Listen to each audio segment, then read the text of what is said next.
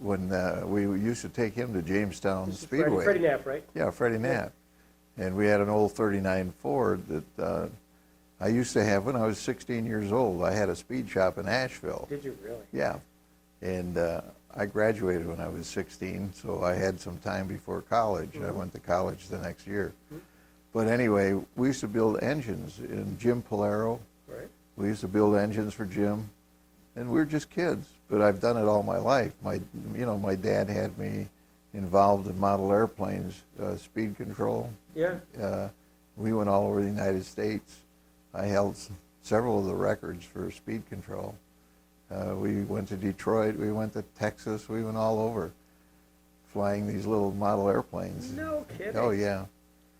Break them. We break the engines in our basement. That's why I can't hear anymore. I got hearing aids. You see, those little things would turn 15, 16,000 RPMs. Right.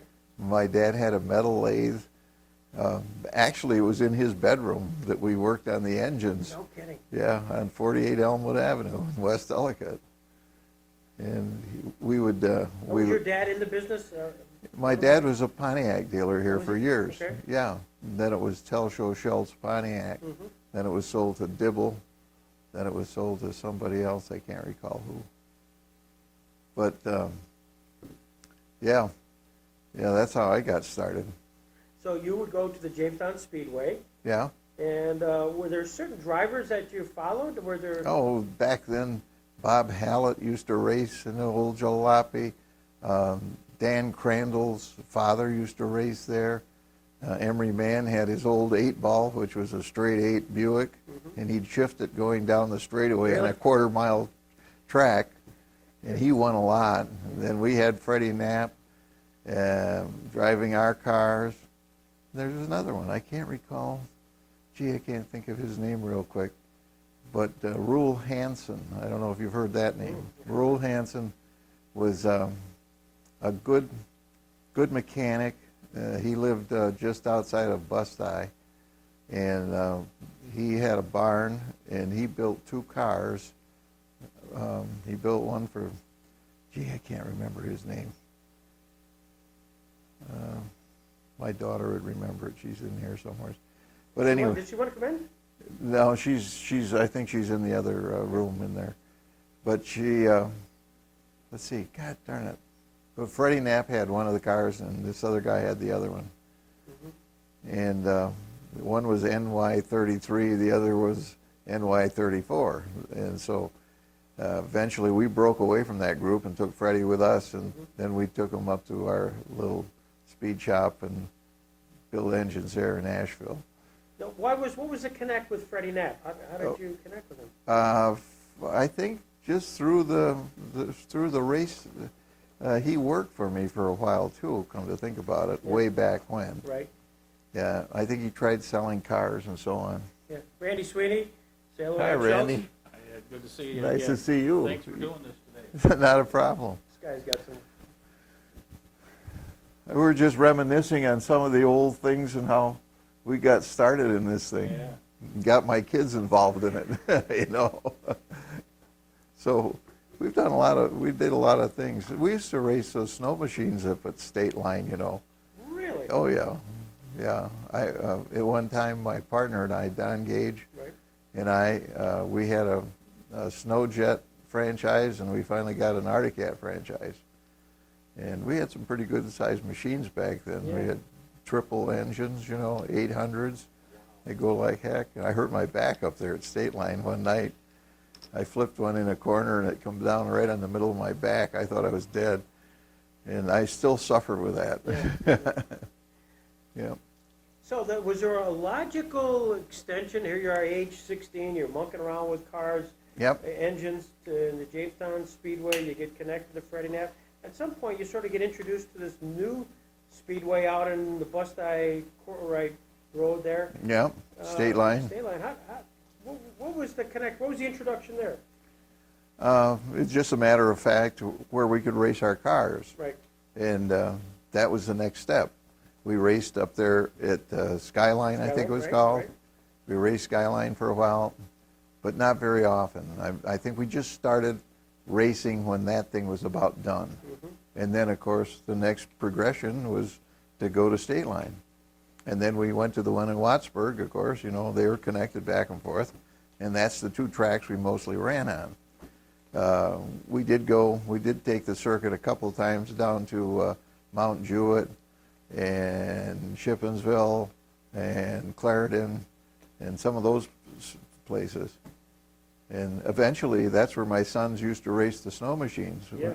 They had a free ride with Articat Enterprises, Tim and Ed both. And Tim was too young to turn professional, but Eddie did when he was 16. Mm-hmm.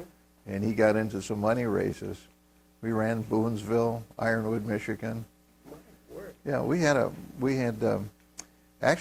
free ride with Arctic Cat out of Thief River, and they furnished us the latest machines, the latest technology, and everything. And we had a very good mechanic, Bruce Johnson, his name was, Mm-hmm. a great two-cycle man. And I set him up in our building across the street from our automobile agency, and he had dynos and he had all the tools that he needed. We eventually got him, he used one of the motorhomes and I used the other ones to take the family, and he took his family, and we traveled all over. So it's been a big part of our lives, I guess, And I think it was good for the boys. I mean, not the competition, the whole thing, When you started off in State Line, what was the track's reputation? Here it was started by Marv Thorpe and Yep. Lloyd Williams and Leonard Briggs, Don Frank and Jerry Frank. Do you guys bringing the cars up? Did they interact much with you, or they just? Oh yeah.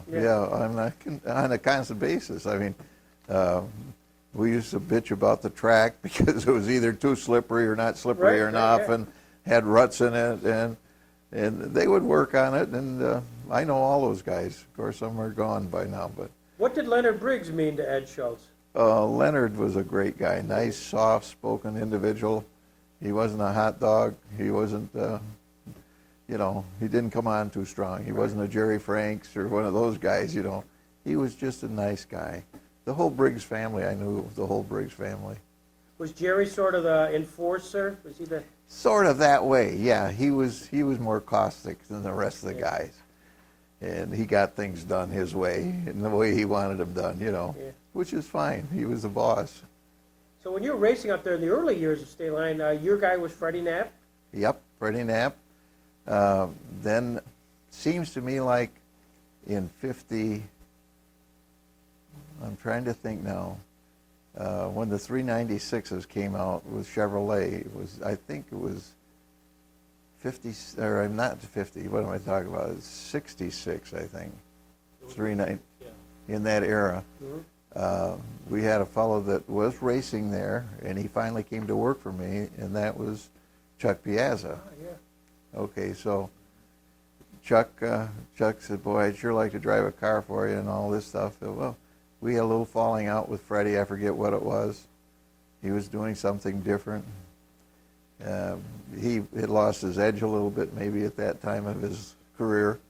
And Chuck was really a gung-ho individual, and he wanted to get going.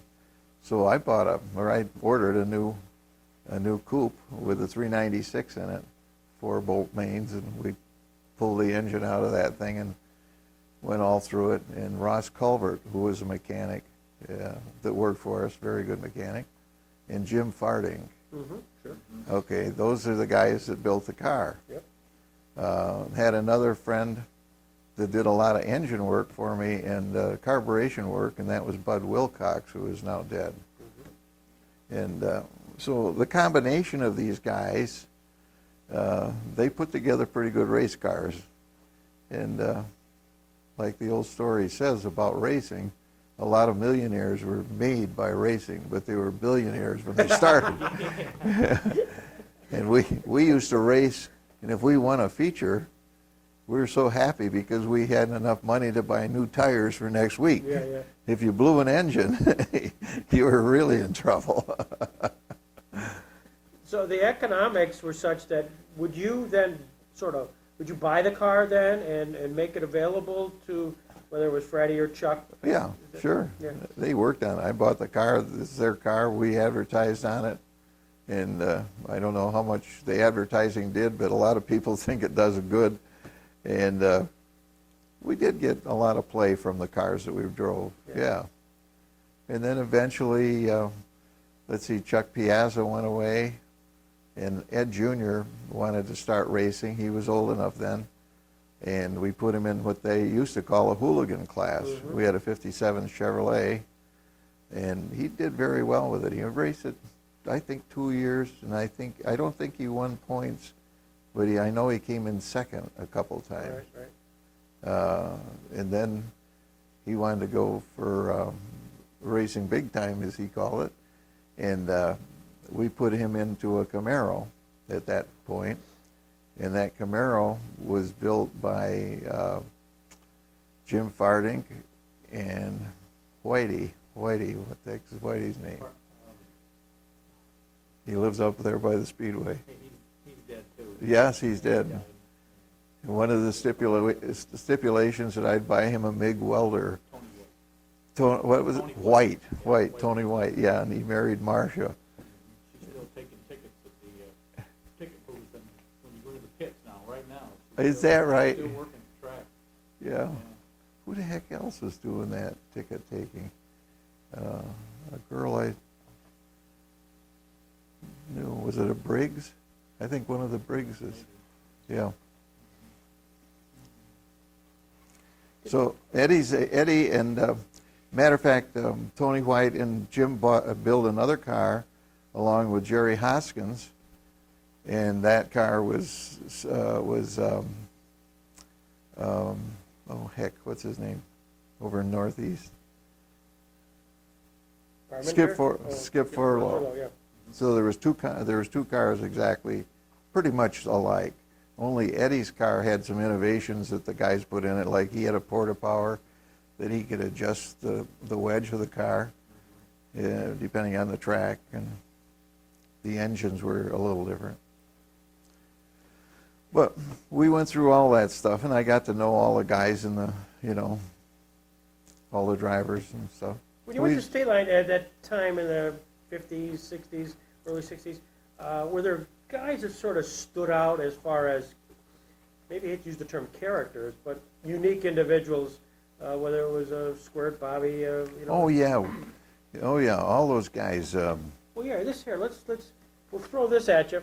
Maybe there's some sort of 2 pages of rosters of some of the drivers, and maybe there's some vignette or a little bit of something. John Seeley too. Yeah, John Seeley. He drove cars that were made by Lyle Brown. Yep. Yeah, and let's see here. Look at Ronnie and Bobby Snars. Bud Finelli, and then it was Floyd Finelli after that. I used to call him the grand finale. He still sees me now and again. Squirt. It's a guy that drove a Ford who was really good, and I can't remember. Frank Lifner, I remember him. Jim Scott. He drove Fords, yeah. I knew Jim Scott. His daughter worked for me down in Warren at the Chrysler store there as a parts person. Yeah. But there was a guy that drove a Ford up there at Skyline, matter of fact, it was. And then he went to State Line, and he ran pretty good. Maybe just Old Emery. Yep. Tom Dillon, remember him, of course, and Myra Thorpe. What do you remember about Tom Dill? I just remember that he was always in contention. He was a good driver, and yeah. Sammy Lamancuso, he was always sideways. The rear end of the car was always hanging out. Nobody could get around it. It was about 3 cars wide. I remember that. There's Chuck Piazza. He looks like he's half asleep there.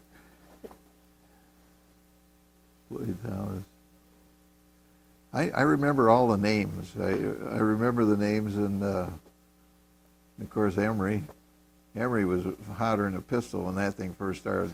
Mhm. He had that 57 fuel-injected Chevrolet, and that's the same car I drove. I drove a fuel-injected 57 coupe. And boy, were they nice running cars. He took a stock one and made it run.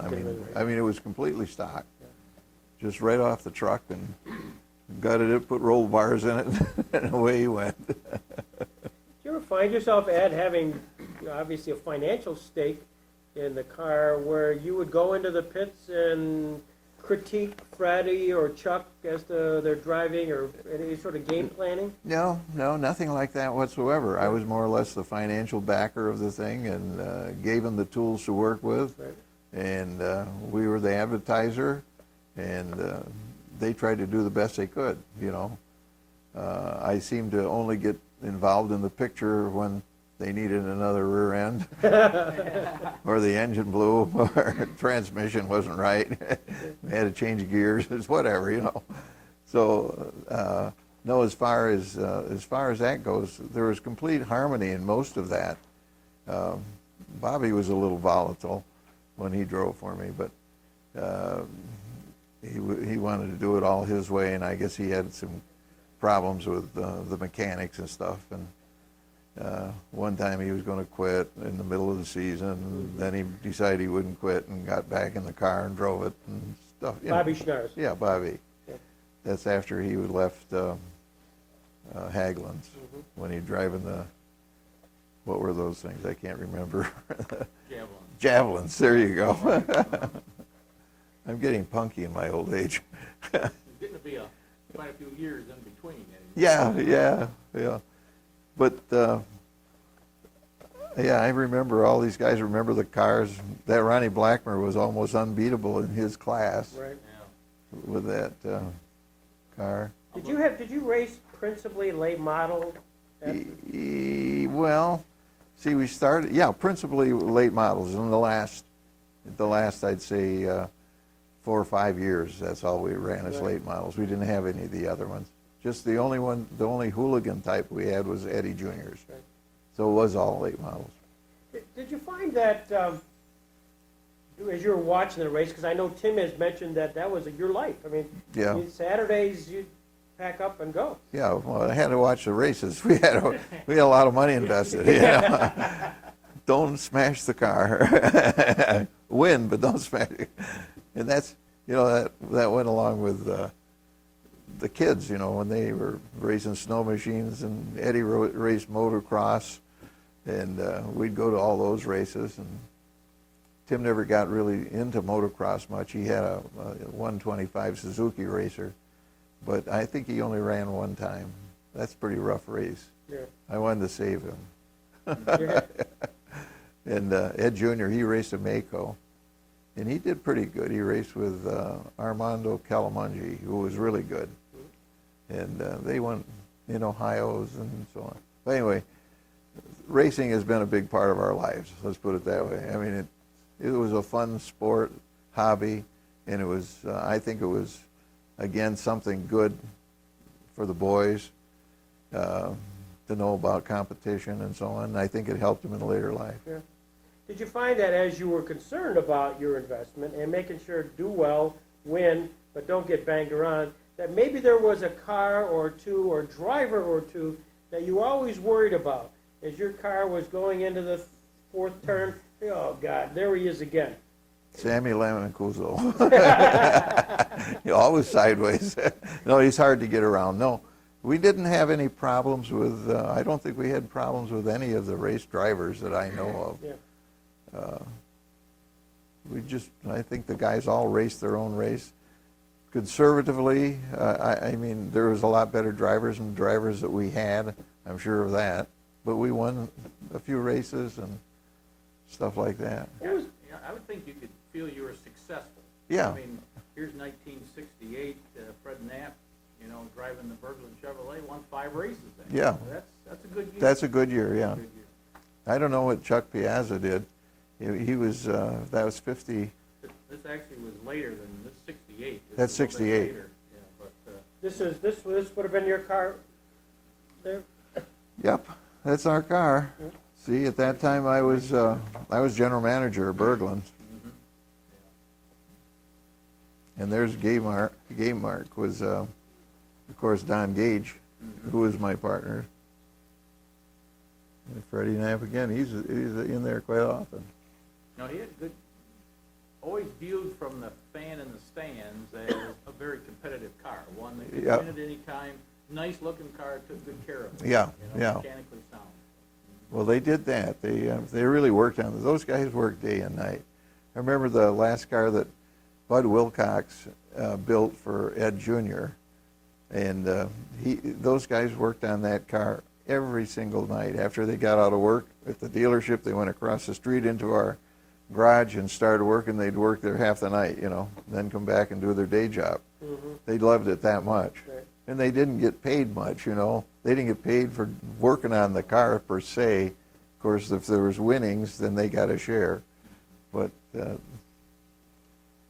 was, I think it was more of a hobby, more of a fun thing for the mechanics than it was an economical situation where they were making money.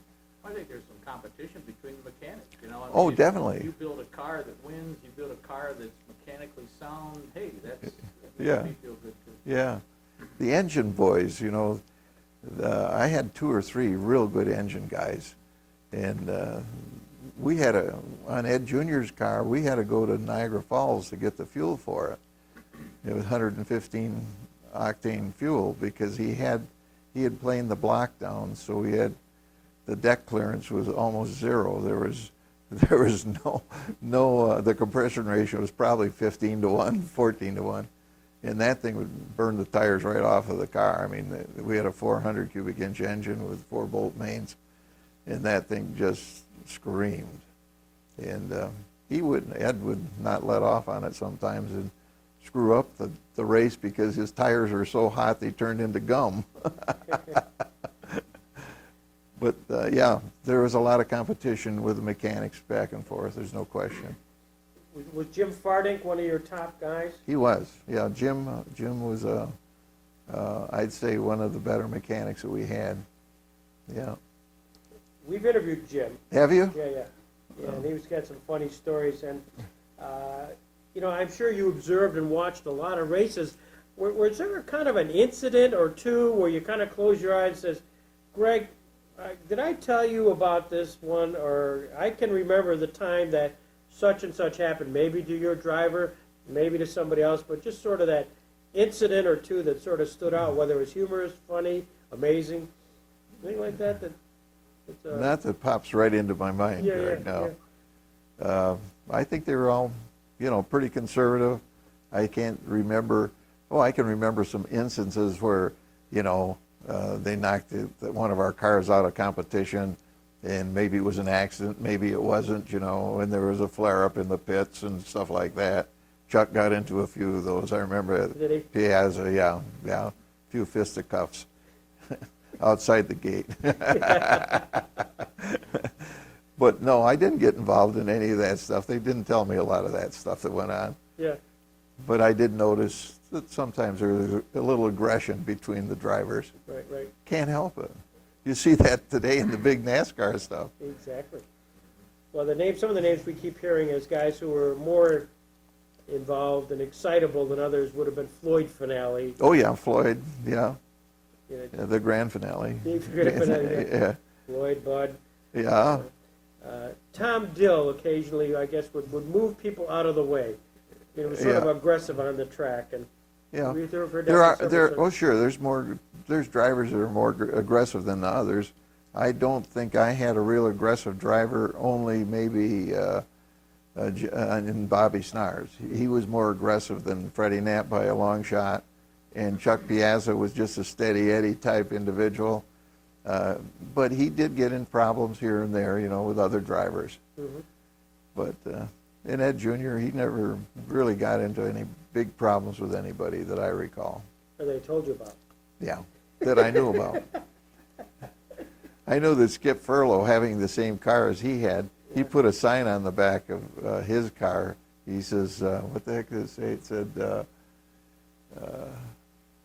lead, follow, or get the heck out of the way. Something like that, Now, Skip was part of your stable at one point, wasn't he? Well, not We didn't sponsor Skip in any way, but he was driving a car that was built similar to Ed's Camaro Okay. that Tony worked on. Tony and Jim Farding both. How did you catch up with Bobby Schnars? Now, Bobby, drove for various owners and obviously had successes Yeah. throughout. And I think I searched him out between drivers, and I asked him if he'd like to drive one of our cars, Right. and we'd furnish him the good equipment and all that stuff, and he agreed. how many years did he do that for you? Gee, I think it was a couple of years. What kind of car did you give him? I think at that time it was either a Chevelle or a Camaro. I don't recall. But he did have good equipment when he drove from us, Right. or with us. Did he have, other than, I'm just trying to think of the six, as you were watching, observing, and being in the pits,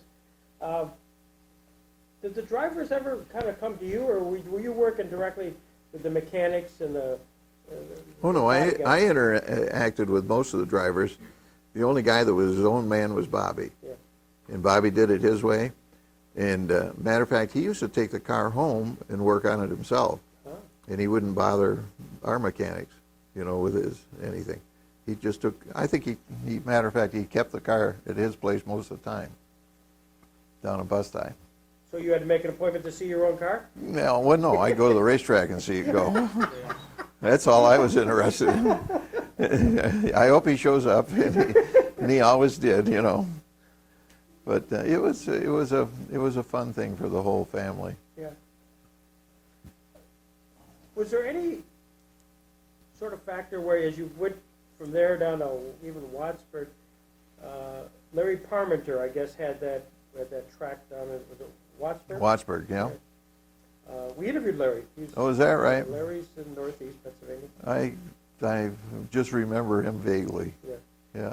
But he was one of the guys that started it and got electrocuted there. I mean, that was because he was fixing lights. Oh, I do remember something about that. Yeah.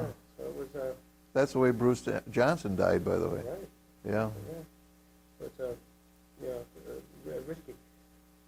Did you like traveling the circuit? Did you like? Oh, we sure. It was part of our lives. I mean, my wife, she used to go with us until she started having some more babies later in her life, Right. and no, we used to go on that stock car circuit religiously. We'd go state line over to Erie every weekend just about to watch those things.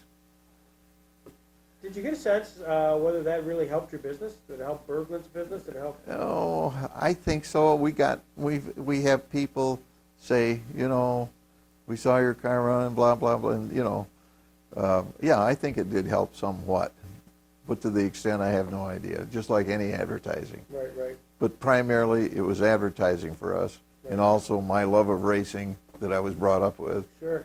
and wanting to see our car succeed. Did you ever drive? Never drove a car.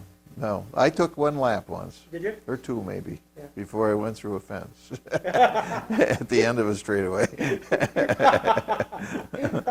And that was at that Jamestown Speedway behind Mike's Restaurant. It was, yeah. Did you just want to do it for kicks, or? Yeah, well, I just wanted to see if I could. I knew the car drove well and everything because Freddie Knapp was driving it. I took it around there, and I didn't quite make the corner. I was going fast, but I didn't make the corner. No desire thereafter? No, I decided I'd just be a mechanic. Was it tough to watch your son out there? Always is, especially the worst times I had with my son's racing, and this is digressing from the stock cars, is when they ran enduro go-karts with the twin engines, and they'd go 140 miles an hour on these big tracks like Mid-Ohio. We ran all over Toronto, Mossport. We ran tracks down in Texas, Daytona Beach, Michigan, IR, I think it's IRP, Michigan, IR something, and the sports car track. But anyway, when those guys would all take off, they'd all take off together, And those things were so fast, and they were only an inch and a half off the ground. Right. And they got 2 tanks of alcohol with nitro in them. And you don't want them to crash one of those babies with full tanks, especially. And they'd come around, and you'd wait and wait and wait, and see where is he in the pack, Right. I'd really get nervous. And we'd race Indianapolis Raceway Park, and Tim was world champion 3 times, and Canadian champion, I think, 4 times. And so he did very good at it. And Ed Jr. did well until he got so long, being 6'7" now, that he couldn't fit into the go-karts, and that's when we put him into the hooligans. Right. So at one point in my life, Tim was racing for a national championship in Mid-Ohio racetrack on the same day that night Eddie was running for a championship in Erie with a stock car. And so I hired a helicopter, and I flew down to watch Tim race. And Tim raced during the day, and he happened to win his classes, 2 classes he ran, and got in the helicopter and flew back to Erie and caught Eddie's race. Right. Unbelievable. That's great. Yeah. I only did that one time, but that was interesting. See, I had mechanics like Bruce Johnson would take a motor home with all the go-kart equipment, which was very extensive. I mean, we had a lot of stuff in those carts. Engines, we knew which engines to use on what track, and he had a dyno in the trailer, and tires and alcohol and nitro and all the good stuff, castor oil. We went through, just to digress a minute, we went through into Canada, not over the Peace Bridge, but the one up above the Peace Bridge. I can't recall the name of that. Lewiston. Right. And we were going there. We left Friday night. The races were on Sunday. Qualifying was on Saturday. So after work, everything was ready to go. I jumped in the motorhome with the mechanics and Tim, and we started out, and we went up to Lewiston. We got there probably about 11 o'clock at night, something like that. Never had a problem going across there. They had a newbie there. And this guy says, "What's in the trailer?" We said, "Race cars." We were going to race at Mosport, go-karts. And he says, "You got all the serial numbers on all the engines and everything?" We had probably 5 or 6 engines in there. I got them, but I said, "I don't have them written down. Nobody's asked me to write them down." He said, "I want them all written down. Pull the thing over there." So we pull it over there where he designated, and he gets into the trailer, turns on the lights and stuff. He says, "What's in these drums?" And I said, "Well, our fuel." "What kind of fuel?" "It was alcohol." He went nuts. He says, "Alcohol?" He says, "You can't bring that much alcohol in without paying duty on it." I says, "Well, we use it for racing. We've been up here for years, you know." He says, "I don't care." He says, "You got to pay for that. And I want the serial numbers on all these tires and all the engines, all your spare parts." Holy crap. I says, finally, I got him to call his boss. Right. And his boss wasn't too happy at that time of night. But he came down, and he gave us a free pass. But we had to come back through Lewiston and show him what we've done and how much we've used. And he said, "If you blow an engine up, bring the engine back. Don't leave any parts up there," and so on. So, Wow. but we got out of there about 4 o'clock in the morning. Yeah. Guys like Freddie and Chuck, and were there qualities did you actually interview and hire the drivers themselves, or was that you leave it to the? No, I did most of that. Was it something you were looking for when you looked at Freddie Knapp in the eyes and said, why you hired him as opposed to somebody else? Freddie Knapp I knew for a long time, from when I was just a young fella, and he was hanging around that little speed shop we had in Nashville. There was Chuck Sinatra, the dentist, who was involved there, and a mechanic by the name of Pat McCullough, who's now passed away, but he was a great mechanic. And then, of course, Jimmy was hanging around up there. Jimmy Polaro, and Jim Fardink was just a little kid.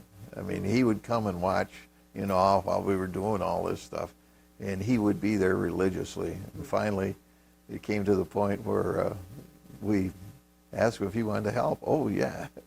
And that's what got him started. He got started right there. He lived up in Asheville, of course. But now Freddie Knapp, getting back to him, I think he was up there with Chuck Sinatra. I think he finally married Chuck Sinatra's sister. Sure. And I think that's how I got involved with him. Said his wife in the program here, I'm not sure exactly what year. Her name, This is about 61, I think, that his wife was May. well, that was the last one. That was Oh, okay. her first husband was Anderson, who used to drive, what the hell was his first name? Anderson. He drove a Hudson Hornet for a while. Geez, I can't remember it. But anyway, she divorced him and married Freddie. Okay. But his first wife, I know how it goes now. The first wife was Chuck Sinatra's wife's sister. Name was Hallberg, I believe. Mm-hmm. So anyway, that's how I got to know Freddie and got him. And he was racing at that time too. He was racing with Rule Hanson's 2 cars that he used.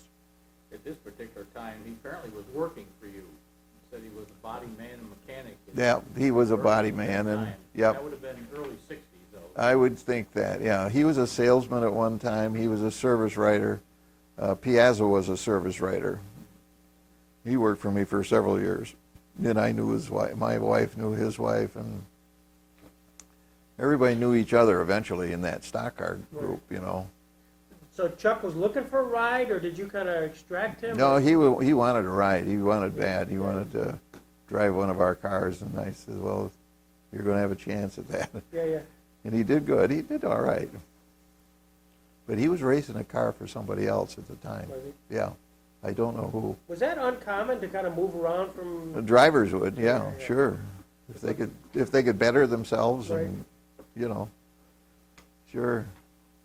But you got all the big names, the guys that really did well, you know, the Bobby Snars and the Blackmers and Dills and Squirt John. Yeah. Well, a little bit about what's going to happen. Hopefully you'll still be up here September 26th, at the Robert Jackson Center, which is down in Jamestown. Yeah. It's a Sunday afternoon, and we're going to show a documentary on the history of State Line Speedway the first 10 years. And it will include lots of interviews of some people that we just talked about. We actually found some audio tape of Emery, who had passed just before we got started. Oh, So yeah. we were able to get some stuff for him. Similarly on Leonard Briggs. And we've got about 40 interviews, and now this Very will be added good. to it. And it's been fun for us to talk to the drivers, some of the guys who were involved, Jerry Frank, Don Frank, Marv Thorpe were part of the ownership, even Chubb Frank, who was a young kid kind of That's hanging around the right. track, who went on, obviously has had success. And to Jim Fardick, has Yeah. really sort of been our representative mechanic, because he's got stories from his perspective of that, and he kept mentioning your name, as did Chuck. And we tracked down Chuck in South North Carolina, Yeah. so we talked to him on the phone and he's part of it. Paul Hellman, Frank Paul Lippman. Paul ended up with my last car that Eddie drove. Oh, was that right? Yeah, he took it to Florida, and he ran it in the circuit down there forever. No kidding. Yeah. Did not know. Did Paul drive for you up here at all? No. So we tracked down some guys who are still among us, but far away. Jug Pierce. Oh, yeah, remember him. Yep. And so they all know about this September 26th, and I suspect it'll be a big crowd of former folks during that first 10 years. We'll show the documentary, and it's going to be nifty. The highlight, there'll be a lot of highlights, but one thing really unique, you talked about Sammy Lamacuso. In doing our interview with him, we learned that he still had his 1971 Charger, I'll be darned. and it was sitting in the garage. Number Whoa. 27. Yeah, 27L. Yep, you're right. And I said, you gotta be kidding me. Well, that led to a conversation with a guy named Mike Latone, who owns D&S Glass, who was just a young kid kind of hanging around the car. Well, he's now funded the resurrection of the 27L. So the car is sitting at Cusimano Collision, and Bucky Cusimano and Oh, John yeah. Cusimano have come out of retirement, if you will, and they're cutting up the car. They found a donor car, and basically working off the original chassis. And my God, I am sure that September 26th, that car will be running through the streets of Jamestown to that event. I'll be darned. That's remarkable. I hope it goes straight. Yeah, Without. Well, Sammy will be behind the wheel. Okay, well, Sammy is a great guy. I nearly bought Cusimano's Dodge. Matter of fact, I did buy it with a handshake, but then it didn't happen. Right. But Sammy was going to be the service manager. Mhm. Sammy rebuilt a 440 cubic inch Dodge engine. It's pretty well ready to go right now. I'll be darned. And they're just waiting for the car to get finished up so they can put the pieces together. Well, you guys are going to have to excuse me a minute because I have to go to the bathroom. Absolutely. Take care. We even had some cars that we had Yanko Chevrolets, and we used to race those on the drag races. And my brother Mike, he used to drive one of those things. But we never did a lot with the drag racing, though. Do you ever bring the cars here and the showroom to sort of use them as a prop? Oh yeah, when we'd finish a car Yeah. prior to the season, we'd always put it in the showroom and ask the public to come and see our car and all that jazz. You know, it was just a advertising thing. But we were proud of those things because the guys did a fantastic job. I mean, our cars were built safe and they were built nice. Let me show you this one picture. Just happened to look in this, the Erie State Line pictorial, 1967, an early lap skirmish with Clyde Porter, and the resulting hole in this side of his 1967 Chevelle didn't stop Fred Knapp from winning his 5th new car main event. Do you remember that at all? Up in this corner, look at that. You know, I do remember that. I remember he had a big hole in the side of his car and he still won. Yeah. You know what happened? I don't recall the incident at all. I don't recall, but I remember him doing that. Another car hitting him right in the door. Yeah. Yeah. Maybe a little more aerodynamic, I guess. Yeah. Right? Made it a little lighter, it looks like. So in the scheme of things, Fred Knapp, as far as State Line, Fred Knapp was your driver, and then Chuck Piazza, and then you had also Ed Jr. up there. Was there anybody else that in your... Yeah, Bobby Snars. Bobby, of course, for 2 years. Yeah. Did you ever have more than 2 cars in the late model, or was it just No. one car? Just usually one car. Yeah. That was plenty to keep track of. Oh, I bet. Were there other drivers or owners who had more than one car? Did they ever... Gee, I don't recall. The only guy I can think of real quick that might have done that would be Busink. Do you remember that, Andy? No? Well, Just more than one car? Frank Roman, going way back. Way back. Oh, way back, Frank Roman had the 2 little cars. You mean that was a Sportsman's? He had a couple late models. Did he? About the early years when State Line first started. Help me, Greg, number 4 always comes to mind. Yeah, 4 and 4 Junior. Kyle Russell. That's right. He had a 4 and a 4 Junior. And he also had Eddie Kisco, Drove for him some too. number 6. So at one point he had 3. He had Blackmer, which was his son-in-law. That's right. He had Kyle Russell from Kane, I remember Hyle Russell. and Eddie Yeah. Kisco. He actually had 3 late models, and there was he had great success. Apparently had a very light car, Yeah. and that was the His conversation. cars always ran good. They always ran on the inside of the track, right down low, you know, and had great handling cars. Yeah. As you were kind of a young watching racing, did Dean Layfield mean anything to you? Dean Layfield? Dean Layfield, sure. Yeah. I remember. Now, did he drive a Ford too? I think he drove. That's the guy I think I was thinking about. Where did Dean Layfield He was hail? from out of Wellsville, and he died, you know. Yeah, I know he did. died. Didn't he get hit with a rock or Yeah, something? Exactly. Yeah. So that's the guy I was thinking about that was really good. He started up there at Skyline. Right. Yeah. There's a picture of Dean Layfield up on two wheels, and it's a 55, 56 Ford. That's right. He was very aggressive. Yeah. Always aggressive. I remember that much. As most people say, he was quite a showman. I mean, he would fishtail around, you know, Yeah, a lot of yeah. noise and- Yeah. He kept the rear end out. He kept it churning. Well, this has been great, Ed. I really appreciate catching up Well, with it's you. fun to listen to all this stuff from you guys because you've got a repertoire of all sorts of good memories. We're gathering them, and two things are going to happen. September 26th will be a thing at the Yeah. Jackson Center, and then on August 14th, at State Line, we've the track owners, the Siemens, have agreed to let Sammy come back with his 71 car to kind of do a little fun on the track, and so there'll be a little remembrance that night of State Line of a bygone era. Great. You can imagine That's when, the 14th? 14th of Yeah. August. It'll be a Saturday night. I'll be in Key West. Key West? Yeah. Well, hopefully you'll be here for September 26th. Yeah, I That's can be here on the 26th. We leave for Florida right after that. Okay. We're down there on October the 1st or so. You'll want to be there because you'll see people you have not seen Yeah, I'll bet you. in a long time, and they'll be glad to see you. Yeah. Well, thank you very Well, much. thank you, This is guys. great, Ed. Thank you.